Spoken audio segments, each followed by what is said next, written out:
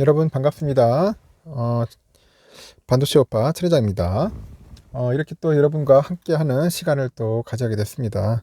하루가 빨리 가죠. 여러분들도 즐겁고 행복하고 유쾌하고 즐거운 일들이 가득하길 바라고 편안하게 쉬길 바랍니다. 우리가 뭐 보니까 투자를 하면서 많은 이야기들을 많이 하는데 하여튼 뭐 여러분 멘탈 유지 잘했으면 좋겠어요. 이럴 때일수록 정신 똑바로 차리고 끝까지 잘 버텨야 합니다. 알겠죠? 좀 힘들더라도 악각깡으로 가는 거야. 너무 내가 무리하게 얘기하나? 그렇지 말고 그냥 즐겁게 하시면 돼요. 너무 괴로워할 필요 없습니다. 힘들면 빨리 포기하세요. 빨리 포기하고 빨리 털어내야 합니다. 자꾸 안 되는 걸 가지고 붙어 잡으면 안 돼요. 이 주식 투자는 여러분들 생각하는 것만큼 잘 되는 게 아닙니다. 하여튼 여러분이 잘 되고 천회 정도 잘 되고 다 함께 잘 사는 그날을 위해서 한번 가봅시다. 오늘은 코스피 지수가 3거래일 연속 하락을 했는데 이 상승으로 출발했던 코스피가 창 막판에 기관애들이 막 매도세 투매로 인해 가지고 좀 낙폭을 키웠어요. 그리고 이제 미국의 기준금리가 올해 안에 2번 오를 수 있다는 그런 소식들이 있어요. 그러다 보니까 미 달러화에 대한 원화 환율이 이제 급히 올랐어. 급히 오르다 보니까 그 어느 정도 영향을 주는 것 같다. 그렇게 보시면 될 것 같습니다. 코스피는 전거래일 대비 14.17포인트 내려서 2550이죠. 2550.0에 거래 마쳤는데 코스피가 전날보다 0.06% 하락을 해서 2564.02에 개장한 뒤에 장중에 0.53%까지 올랐는데 오후 들어서 낙폭을 좀 키우더라는 겁니다. 유가증권 시장에서 개인과 외국인들이 각각 1293억, 308억 정도 이제 사들였어요. 기관 애들이 1804억 정도 팔아치웠고 기관 애들은 코스피 선물시장에서도 한 4400억 정도로 이제 순매도를 했죠.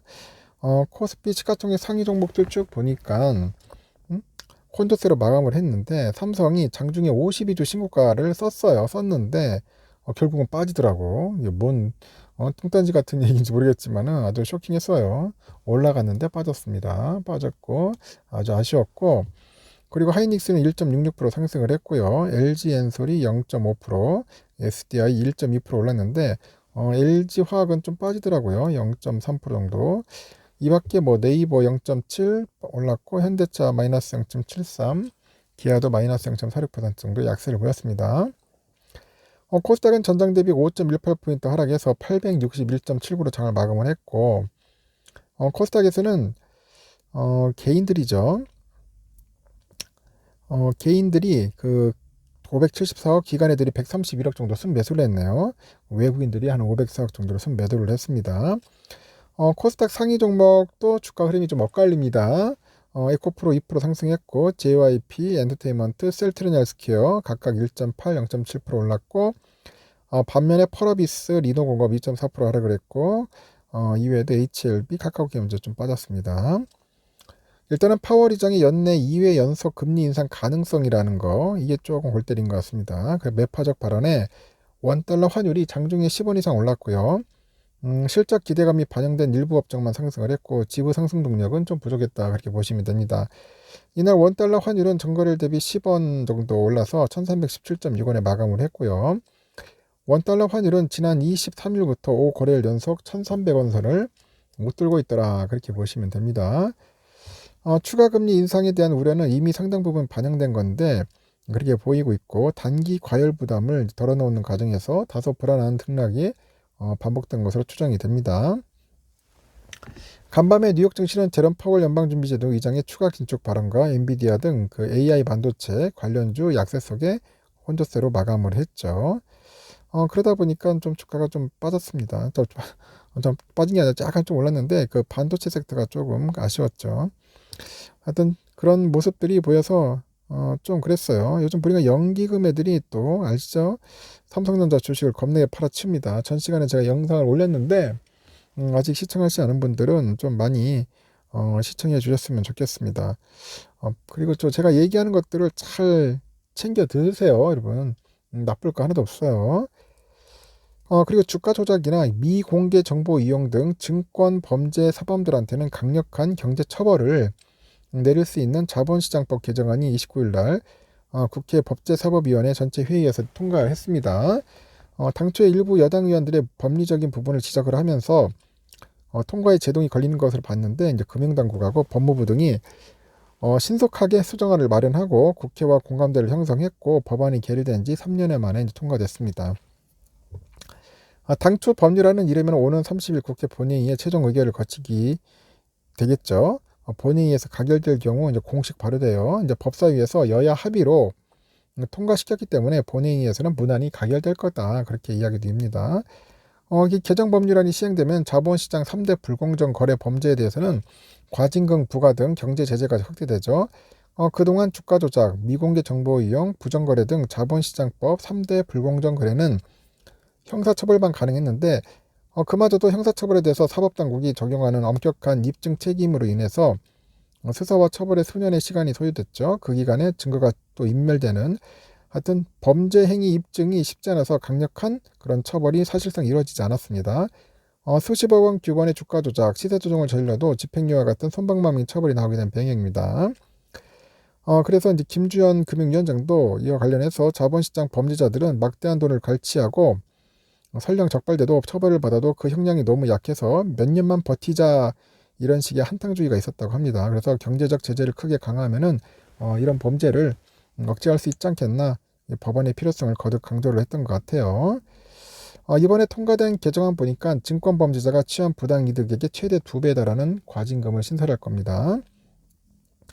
또 주가 조작으로 이 100억 원의 범죄 수익을 얻었다면 2배인 200억 정도의 징벌적 과징금을 부과하는 겁니다. 또 법률에 부당이득액 산정 기준이 따로 없어서 주가 조작이나 미공개 정보 이용 등을 저지르더라도 실제 범죄자가 취한 이득을 정확히 산정조차 하지 못하던 관행도 부당이득 산정 공식을 법률에 명시해서 개선하기로 했다. 뭐 그런 이야기들이 있는 것 같습니다. 참고하시기 바라고. 이제 앞줄 잡아야죠. 현재 보니까 그 유럽장은 조금 빠지는 것 같아요. 영국은 한 0.2% 정도 빠지는데 프랑스 좋아요. 0.8% 상승하고 있고 독일도 소폭 오르고 있습니다. 0.2% 정도 오르고 있어요. 필라는 오늘 새벽에 좀 빠졌는데 오늘은 다시 또 오르지 않겠나 저는 개인적으로 보고 있습니다. 환율은 보니까 달러 3.5원이나 올랐습니다. 1315원 다시 또 이제 급등을 하게 갔고 달러 일본엔이 144.5엔 소폭 상승, 유가는 69.56달러 소폭 상승했고요. 일본엔화 912.37원, 유로화는 1437.45원, 그리고 중국 이엔화 181.5원 좀 올랐습니다. 휘발유 1571.06원 하락을 했고요. 금값은 1922.2달러 소폭 하락, 국내는 8767.49원 소폭 상승을 했습니다. 10년물 국채금리는 3.7450인데 약간 좀 3.7대에서 뭐 놀고 있다 그렇게 보시면 될 것 같습니다. 왔다리 갔다리 하고 있어요. 이제 선물은 아주 재밌어요. 다우가 현재 0.3% 정도 소폭 상승을 하고 있습니다. S&P 0.32%, 나스닥 0.38, 러셀 0.35 다들 이제 소폭 상승하고 있다. 흐름은 좋다 그렇게 보시면 될 것 같습니다. 우리 삼성전자 아주 쇼킹했습니다. 오늘 52주 신고가를 때렸는데 좀 올라갔다가 쭉 빠졌어요. 결국은 마이너스인데 이 마이너스를 봤을 때는 그냥 고의적인 것도 있는 것 같아요. 일부러 좀 빼준 것도 있어요. 왜냐 내일 오르기 때문에 내일 올리려고 하는 그런 것도 있는 것 같아요. 그래서 제가 볼 때는 내일 한번 또 강력한 슈팅이 한번 나오지 않겠나. 천혜장만이 내피셜이에요. 한번 불기둥 때리지 않겠나 봅니다. 다시 한번 73,000원 뚫어가지고 올라갈 수도 있다. 저는 그렇게 봅니다. 오늘 떨어졌을 때 좀 많이 주워 담는 사람들은 좋았을 겁니다. 전 총알이 없어가지고 못했지만은 많이 사고 싶더라고요. 근데 한계가 있죠, 사람마다. 그리고 오늘 우선주도 마찬가지로 그냥 65,000원 잘 버텼습니다. 좀 찔끔 오르다가 좀 빠져서 다시 또 올라갔지만은 더 이상 떨어지기는 힘들어요, 여러분. 65,000원.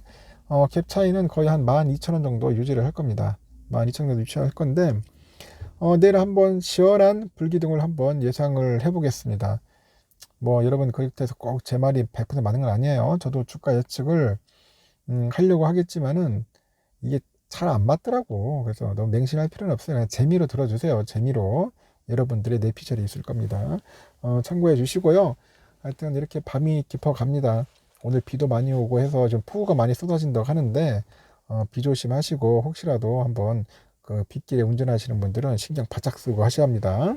다들 편안하게 주무시고 내일 새벽에 6시에 뵙도록 하겠습니다. 여러분 수고 많으셨습니다. 내일 새벽에 봐요. 굿나잇.